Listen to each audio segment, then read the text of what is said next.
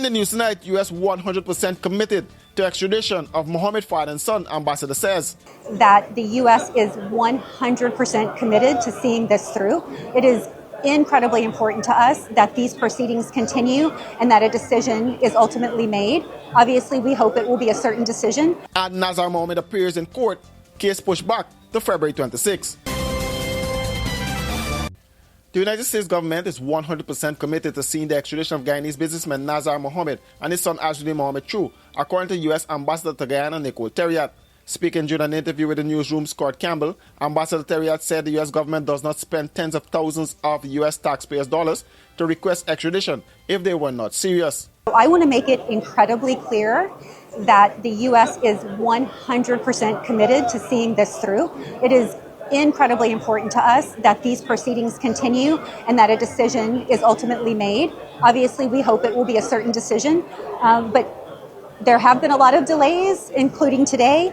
That's understandable, that happens in cases, but let me just tell you, the U.S. government does not spend tens of thousands of U.S. taxpayer dollars to request extradition if we're not serious. We want to see this happen, and we want to see justice served, both for the Guyanese and the U.S. people.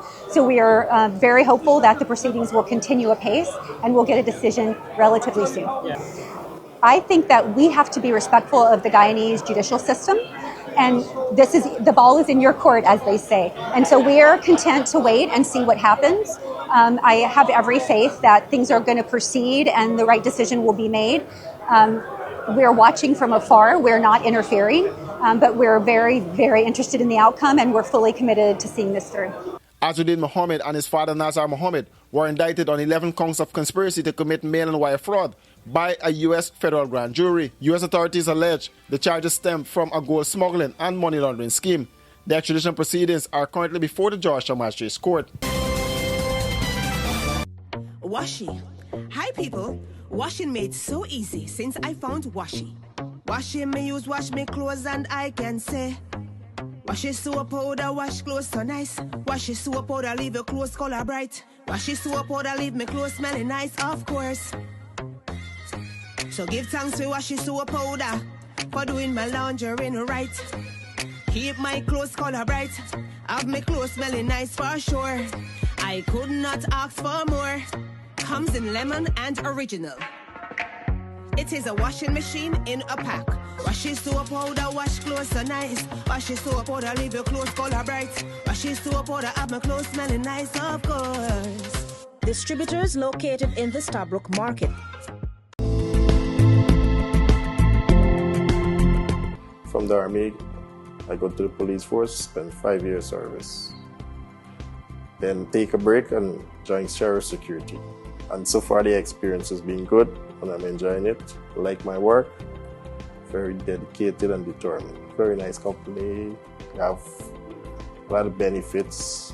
So I think sheriff security is one of the best so far for me, for my experience.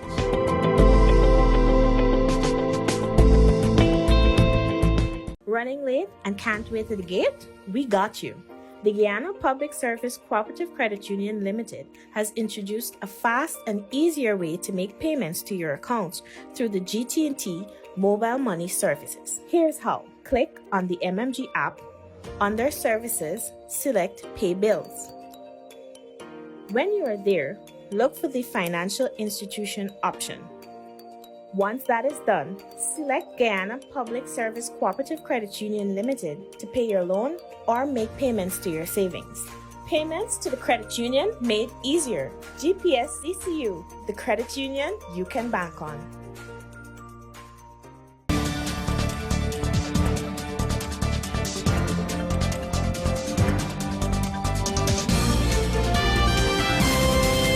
The extradition hearing involving businessman Nazar Mohammed and his son Extradition Mohammed was adjourned on Wednesday after the court was informed of Nazar Mohammed's ongoing medical condition.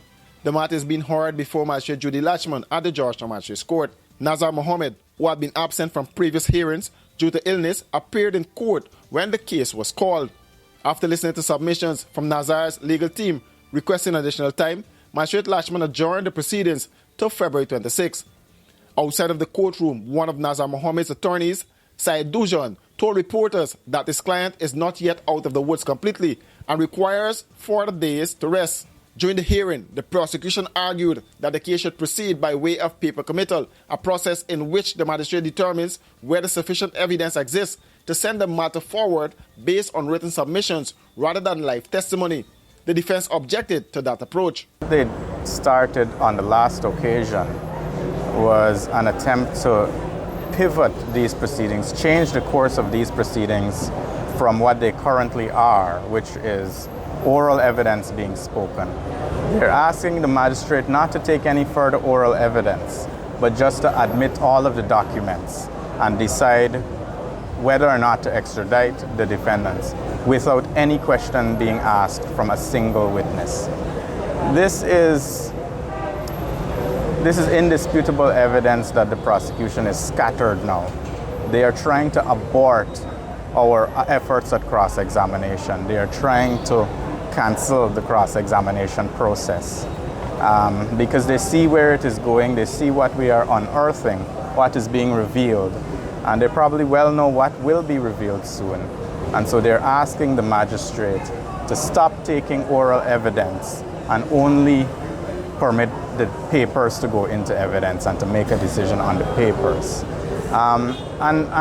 And their legal underpinning for this request is flawed, it is misconceived, and it would be an error of law for the magistrate to allow that to occur. Senior counsel Roysdale Ford, who represents Extradition Mohammed, told reporters that there is no basis in law at this stage for the court to apply the Paper Committal Act. 2 different regimes, 2 different processes would be enacted in the 2 different acts. In relation to the Criminal Law Offences Act, which basically deals with indictable offences, it contemplates ultimately a trial in the High Court in the local country, which is Guyana. In relation to the Fugitive Offenders Act, it contemplates a preliminary inquiry, and if a case is made out, for an extradition abroad. It therefore means that in relation to the rights of the person who are being brought before the court, in relation to the fugitive offenders, that person will be deprived of the right to cross-examine witnesses and persons who are seeking their extradition. It renders the entire process unfair and even unconstitutional because the Act has clearly provided that it must be done by way of a preliminary inquiry. There's no provision in the Act that aligns or makes it susceptible to any implied repeal in relation to what is required in relation to it being a requirement to be done by preliminary inquiry.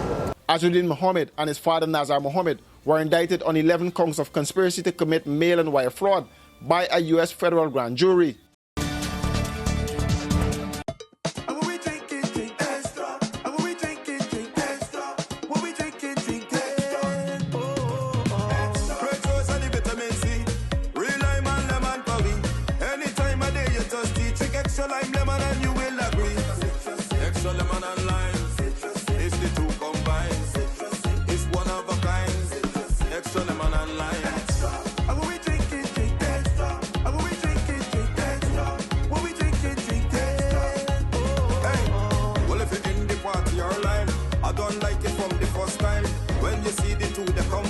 Drink and taste, you will never decline. Extra lemon and lime, it's the 2 combined. It's one of a kind. Extra lemon and lime, extra lemon and lime. Taste the citrus in every sip.